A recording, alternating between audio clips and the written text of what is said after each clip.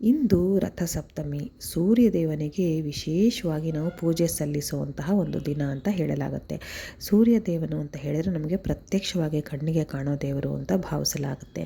ದಿನ ಬೆಳಗ್ಗೆ ಹೇಳ್ತಾ ಸೂರ್ಯದೇವ ಇದ್ದ ಅಂತ ಹೇಳಿದ್ರೆ ನಮಗೆ ಏನೋ ಒಂದು ರೀತಿ ಪಾಸಿಟಿವ್ ಎನರ್ಜಿ ಅಲ್ವಾ. ಬೆಳಕೆ ಶಕ್ತಿ, ಬೆಳಕೆ ದೈವ ಅಂತ ಹೇಳಲಾಗುತ್ತೆ. ಅದೇ ರೀತಿ ಸೂರ್ಯದೇವನಿಗೆ ಕೂಡ ಈ ಒಂದು ದಿನವನ್ನು ಮೀಸಲಾಗಿ ಇಡಬೇಕಾಗತ್ತೆ. ಹಾಗೆ ಇಂದಿನ ದಿನ ಯಾವ ರೀತಿಯಲ್ಲಿ ರಥಸಪ್ತಮಿಯನ್ನು ಆಚರಣೆ ಮಾಡಬೇಕು, ಸೂರ್ಯದೇವನಿಗೆ ಯಾವ ರೀತಿಯಲ್ಲಿ ಅರ್ಘ್ಯವನ್ನು ಕೊಡಬೇಕು, ಯಾಕೆ ಅರ್ಘ್ಯವನ್ನು ಕೊಡಬೇಕು, ಹಾಗೆ ಎಕ್ಕದ ಎಲೆಯ ಸ್ನಾನದ ಮಹತ್ವವೇನು, ಇವೆಲ್ಲ ಪೂರ್ತಿ ವಿಚಾರಗಳ ಬಗ್ಗೆ ನಾನು ವಿಡಿಯೋ ಮಾಡಿ ಹಾಕಿದ್ದೀನಿ. ಯಾರಿಗಾದರೂ ಆಸಕ್ತಿ ಇತ್ತು ಅಂತ ಹೇಳಿದರೆ ದಯವಿಟ್ಟು ಒಮ್ಮೆ ನನ್ನ ಚಾನಲ್ನ ಭೇಟಿ ಕೊಟ್ಟು ಚೆಕ್ ಮಾಡಿ ಮಾಹಿತಿ ತಿಳ್ಕೊಳ್ಳಿ. ಹಾಗೆ ಈಗ ನಾನು ಯಾವ ವಿಷಯದ ಬಗ್ಗೆ ನಿಮಗೆ ಮಾಹಿತಿ ಕೊಡ್ತೀನಿ ಅಂತ ಹೇಳಿದರೆ ರಂಗೋಲಿ ಹಾಕುವಂಥದ್ದು, ಹೊಸಲಿಗೆ ರಂಗೋಲಿ ಹಾಕುವಂಥದ್ದು. ಯಾಕೆ ಅದರಲ್ಲೇನು ವಿಶೇಷ ಅಂತ ಹೇಳಿದರೆ ನಾವು ಪ್ರತಿನಿತ್ಯ ರಂಗೋಲಿ ಹಾಕ್ತೀವಿ ಸಾಮಾನ್ಯವಾಗಿ. ಅದರಲ್ಲೂ ಇವತ್ತು ರಥಸಪ್ತಮಿಯ ದಿನ ವಿಶೇಷವಾಗಿ ನಾವು ಒಂದು ರಂಗೋಲಿನ ಹಾಕಬೇಕಾಗತ್ತೆ. ರಂಗೋಲಿ ವಿಶೇಷವಾಗಿ ಹಾಕೋದು ಅಂತಲ್ಲ, ಅದಕ್ಕೆ ಮಾಡೋ ಪೂಜೆ ವಿಶೇಷವಾಗಿರುತ್ತೆ ಅಂತ ಹೇಳ್ತಾ ಇದ್ದೀನಿ. ಸಾಮಾನ್ಯವಾಗಿ ಬೆಳಗ್ಗೆ ಹಾಕ್ತೀವಿ. ಇಂದೂ ಕೂಡ ಅದೇ ರೀತಿ ಸೂರ್ಯನ ನಾವು ಸ್ವಾಗತಿಸೋದಕ್ಕೋಸ್ಕರ, ಸೂರ್ಯದೇವನಿಗೆ ಒಂದು ಗೌರವವನ್ನು ಸೂಚಿಸೋದಕ್ಕೋಸ್ಕರ ನಾವು ರಂಗೋಲಿಯನ್ನು ತಪ್ಪದೆ ಹಾಕಲೇಬೇಕು. ಇನ್ನು ಕೆಲವ್ರಿಗೆ ಬೆಳಗ್ಗೆ ಆಗೋದಿಲ್ಲ ರಂಗೋಲಿ ಹಾಕೋದಕ್ಕೆ, ಯಾಕಂದರೆ ನೈಟ್ ಶಿಫ್ಟಲ್ಲಿ ಕೆಲಸ ಮಾಡ್ತಾರೆ, ಹಾಗೆ ಬೆಳಗ್ಗೆ ಪುರ್ಸೋತಿರೋದಿಲ್ಲ. ಬೆಳಗ್ಗೆ ಸೂರ್ಯ ಉದಯಕ್ಕೂ ಮುಂಚೆನೇ ಅವ್ರ ಮನೆಯಿಂದ ಹೋಗ್ಬಿಟ್ಟಿರ್ತಾರೆ ಕೆಲಸಕ್ಕೆ ಅಂತ ಹೇಳಿ. ಹೀಗಾಗಿ ಇಂಥ ಸಂದರ್ಭದಲ್ಲಿ ಅವರು ಸಂಜೆ ಕೂಡ ಹೊಸಲನ್ನು ತೊಳೆದು ರಂಗೋಲಿಯನ್ನು ಹಾಕಬಹುದು. ಇಂದು ಏನು ಸಮಸ್ಯೆ ಇಲ್ಲ. ನಿಜ ಹೇಳಬೇಕಂದ್ರೆ ಸಂಜೆ ಹೊತ್ತು ಹೊಸಲು ತೊಳೆದು ರಂಗೋಲಿ ಹಾಕೋದಿಲ್ಲ, ಆದರೆ ಕೆಲವು ವಿಶೇಷ ದಿನಗಳಲ್ಲಿ ರಂಗೋಲಿನ ಹಾಕೋದ್ರಲ್ಲಿ ತೊಂದರೆ ಇಲ್ಲ. ಈಗ ಉದಾಹರಣೆಗೆ ತುಳಸಿ ಹಬ್ಬ, ಈ ರೀತಿ ಹಬ್ಬಗಳಲ್ಲಿ ಸಂಜೆ ಹೊಸಲಿಗೆ ರಂಗೋಲಿನ ಹಾಕಬಹುದು. ಆದರೆ ನಾವು ರಂಗೋಲಿ ಹಾಕೋಕ್ಕೂ ಮುಂಚೆ ಹೊಸಲಲ್ಲಿ ರಂಗೋಲಿ, ಹಳೆ ರಂಗೋಲಿ ಅಂತ ಅನ್ನೋದು ಇರಲೇಬೇಕಾಗತ್ತೆ. ಅದ ನಂತರ ನಾವು ಅದನ್ನು ಒರೆಸಿ ತೆಗೆದು ಹೊಸ ರಂಗೋಲಿಯನ್ನು ಹಾಕಬೇಕಾಗತ್ತೆ.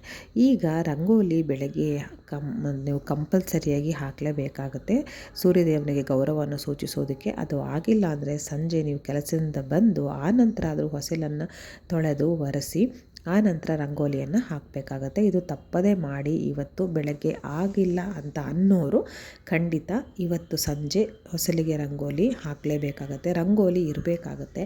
ಸೂರ್ಯದೇವನು ತಾನು ಏರುವಾಗ ಯಾರ ಮನೆಯಲ್ಲಿ ರಂಗೋಲಿ ಇರುತ್ತೆ, ಹಾಗೆ ಯಾರ ಮನೆ ಮುಂದೆ ಒಂದು ರಂಗೋಲಿಯನ್ನು ಹಾಕಿರ್ತಾರೆ, ಅವನಿಗೆ ಸ್ವಾಗತವನ್ನು ಕೋರೋ ರೀತಿ ಅವನು ಅಂದ್ಕೊಳ್ತಾನೆ. ಹಾಗೆ ಅದರಿಂದ ನಮಗೆ ಒಳ್ಳೆಯ ಶಕ್ತಿಯನ್ನು ಕೂಡ ಕೊಡ್ತಾನೆ, ಆಶೀರ್ವಾದವನ್ನು ಕೂಡ ಕೊಡ್ತಾನೆ ಅಂತ ಹೇಳಲಾಗುತ್ತೆ. ಹಾಗೆ ಲಕ್ಷ್ಮೀ ಸ್ವರೂಪ ಅಂತ ಕೂಡ ಹೇಳ್ತಾರೆ ಹೊಸಲನ್ನು. ಹಾಗೆ ಲಕ್ಷ್ಮೀ ದೇವಿಯ ಆಶೀರ್ವಾದ ಕೂಡ ನಮಗೆ ದೊರೆಯುತ್ತೆ.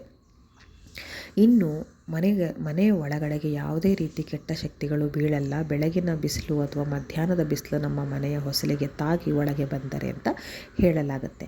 ಹಾಗಾಗಿ ರಂಗೋಲಿ ಯಾವಾಗಲೂ ಹೊಸಲಿನ ಮೇಲೆ ಇರಲೇಬೇಕು. ಅದನ್ನು ತೆಗೆದಿರಾ ಅಂತ ಹೇಳಿದ್ರೆ ತಕ್ಷಣ ಬೇರೆ ರಂಗೋಲಿ ಹಾಕಬೇಕಾಗತ್ತೆ. ಇಂದು ಸಂಜೆ ನೀವು ಕೆಲಸಕ್ಕೆ ಹೋಗಿದರೆ ಬಂದು ನೀವು ಹೊಸಲನ್ನು ತೊಳೆದು ಸ್ವಚ್ಛ ಮಾಡಿ ಆ ನಂತರ ನೀವು ರಂಗೋಲಿಯನ್ನು ಹಾಕಬೇಕಾಗತ್ತೆ. ಆಮೇಲೆ ಇನ್ನೊಂದು ವಿಶೇಷವಾಗಿ ಅಂತ ಹೇಳಿದ್ರೆ ಹೊಸಲಿಗೂ ಕೂಡ ನೀವು ದೀಪವನ್ನು ಹಚ್ಚಿ, ಸಂಜೆ ಹೊತ್ತಲ್ಲಿ ದೀಪವನ್ನು ಹಚ್ಚಿ ಪೂಜೆಯನ್ನು ಮಾಡಬೇಕಾಗತ್ತೆ. ಹೊಸಲಿಗೆ ಅರಿಶಿನ ಕುಂಕುಮವನ್ನು ಹಾಕಿ, ರಂಗೋಲಿಯನ್ನು ಹಾಕಿ, ಅದರ ಮೇಲೆ ಅಕ್ಷತೆಯನ್ನು ಹಾಕಿ ಪೂಜೆಯನ್ನು ಮಾಡಬೇಕಾಗತ್ತೆ. ದೀಪವನ್ನು ಎರಡೂ ಬದಿಯಲ್ಲಿ ದೀಪವನ್ನು ಹಚ್ಚಿ ಇಟ್ಟು ನೀವು ಪೂಜೆಯನ್ನು ಮಾಡಬೇಕಾಗತ್ತೆ. ಇನ್ನೊಂದು ಅಂತ ಹೇಳಿದರೆ ಇವತ್ತು ರಥಸಪ್ತಮಿ ದಿನ ಸೂರ್ಯದೇವನಿಗೆ ವಿಶೇಷವಾದ ದಿನ ಅಂತ ನಾನು ಹೇಳಿದೆ ಅಲ್ವಾ.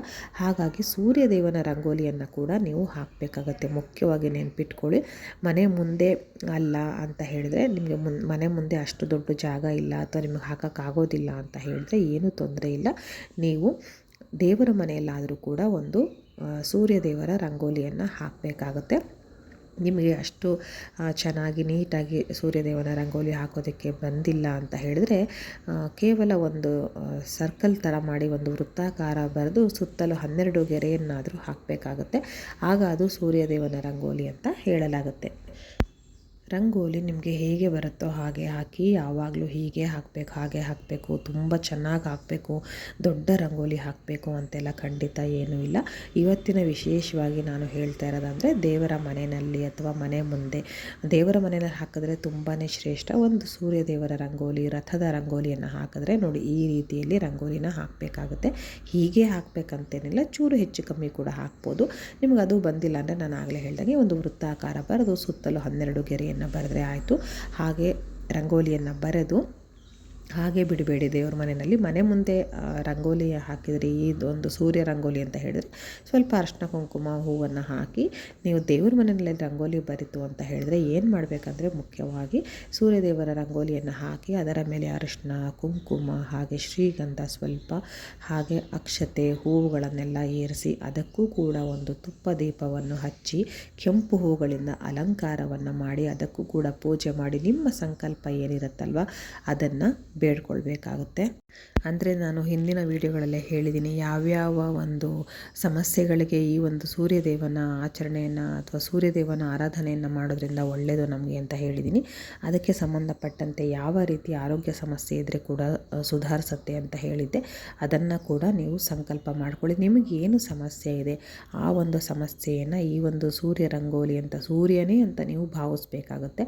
ಅದಕ್ಕೆ ಪೂಜೆಯನ್ನೆಲ್ಲ ಮಾಡುವಾಗ ನೀವು ಸಂಕಲ್ಪವನ್ನು ಮಾಡಿಕೊಂಡು ನಿಮ್ಮ ಕಷ್ಟಗಳೇನಿರುತ್ತೆ, ನಿಮ್ಮ ಬೇಡಿಕೆಗಳೇನಿರುತ್ತೆ ಅದೆಲ್ಲವನ್ನು ನೀವು ಬೇಡಿಕೊಂಡು ಆ ನಂತರ ಸೂರ್ಯದೇವನಿಗೆ ಪೂಜೆಯನ್ನು ಮಾಡಿ ಮತ್ತೊಮ್ಮೆ ಆರತಿಯನ್ನೆಲ್ಲ ಮಾಡಬೇಕಾಗುತ್ತೆ.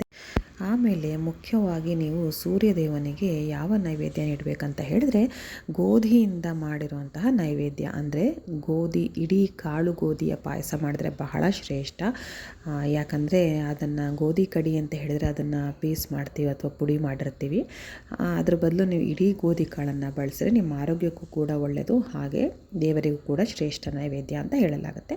ಅದಿಲ್ಲ ಅಂತ ಹೇಳಿದ್ರೆ ನೀವು ಗೋಧಿಯಿಂದ ಯಾವ ಒಂದು ಸಿಹಿ ನೈವೇದ್ಯ ಮಾಡೋಕ್ಕಾಗುತ್ತೆ, ಗೋಧಿ ಕಡಿ ಪಾಯಸ ಆಗಿರ್ಬೋದು ಅಥವಾ ಗೋಧಿ ಹಿಟ್ಟಿನ ಹಲ್ವಾ ಆಗಿರ್ಬೋದು ಅಥವಾ ಒಟ್ಟಿನಲ್ಲಿ ಗೋಧಿಯಿಂದ ಮಾಡಿರುವಂತಹ ಉಂಡೆಗಳಾಗಿರ್ಬೋದು, ಈ ರೀತಿ ಗೋಧಿ ಪದಾರ್ಥವನ್ನು ಉಪಯೋಗಿಸ್ಕೊಂಡು ನೀವು ಬೆಲ್ಲವನ್ನು ಹಾಕಿ ನೈವೇದ್ಯವನ್ನು ಮಾಡಬೇಕಾಗತ್ತೆ.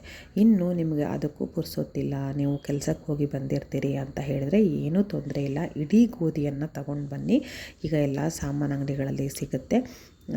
ಹಾಗಾಗಿ ಒಂದು ಇಡೀ ಗೋಧಿಯ ಪ್ಯಾಕೆಟು ಎಷ್ಟು ಬೇಕಾರಾಗಲಿ, ಆದರೆ ನವಗ್ರಹಗಳು ಧಾನ್ಯಗಳು ಸಿಗುವಂಥ ಒಂದು ಪ್ಯಾಕೆಟ್ ಬರುತ್ತೆ. ನವಗ್ರಹಗಳು ಧಾನ್ಯಗಳನ್ನೆಲ್ಲ ಒಂದು ಪ್ಯಾಕ್ ಮಾಡಿ ಇಟ್ಟಿರ್ತಾರೆ.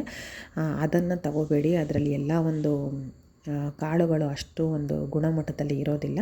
ಹಾಗಾಗಿ ನೀವೇ ಸಪ್ರೇಟಾಗಿ ಗೋಧಿಯನ್ನು ತೊಗೊಂಡು ಬನ್ನಿ. ಎಷ್ಟು ಅಳತೆ ಎಲ್ಲರೂ ತೊಗೊಂಡು ಬನ್ನಿ, ತೊಂದರೆ ಇಲ್ಲ. ಒಂದು ಮುಷ್ಟಿ ಇದ್ದರೂ ಸಾಕಾಗುತ್ತೆ. ಅದನ್ನು ನೀವು ಒಂದು ಬಟ್ಲಲ್ಲಿ ಹಾಕಿ ಅದಕ್ಕೆ ಕೂಡ ನೀವು ಅರಿಶಿನ ಕುಂಕುಮವನ್ನು ಹಾಕಿ ಪೂಜೆಯನ್ನು ಮಾಡಿ ಬಹಳ ಅಂದರೆ ಬಹಳ ಒಳ್ಳೆಯದು ಗೋಧಿ ಧಾನ್ಯವನ್ನು ಪೂಜೆ ಮಾಡೋದ್ರಿಂದ. ತದನಂತರ ಅದರಿಂದ ಯಾವುದಾದ್ರು ಒಂದು ಸಿಹಿ ಪದಾರ್ಥವನ್ನು ತಯಾರಿಸಿ ನೀವು ಸೂರ್ಯದೇವನಿಗೆ ಅರ್ಪಣೆಯನ್ನು ಮಾಡಬೇಕಾಗತ್ತೆ. ಹೀಗೆ ನೀವು ರಥಸಪ್ತಮಿಯ ಆಚರಣೆಯನ್ನು ಮಾಡಬೇಕಾಗತ್ತೆ. ರಥಸಪ್ತಮಿಯ ದಿನ ಸೂರ್ಯದೇವರನ್ನು ಈ ರೀತಿಯಲ್ಲಿ ಆರಾಧನೆ ಮಾಡಬೇಕಾಗತ್ತೆ. ಹಾಗೆ ರಥಸಪ್ತಮಿ ಒಂದೇ ದಿನ ಅಂತ ಅಲ್ಲದೆ ಪ್ರತಿ ಭಾನುವಾರ ಕೂಡ ನೀವು ಈ ರೀತಿ ಆಚರಣೆಯನ್ನು ಮಾಡ್ಬೋದು. ಧನ್ಯವಾದಗಳು.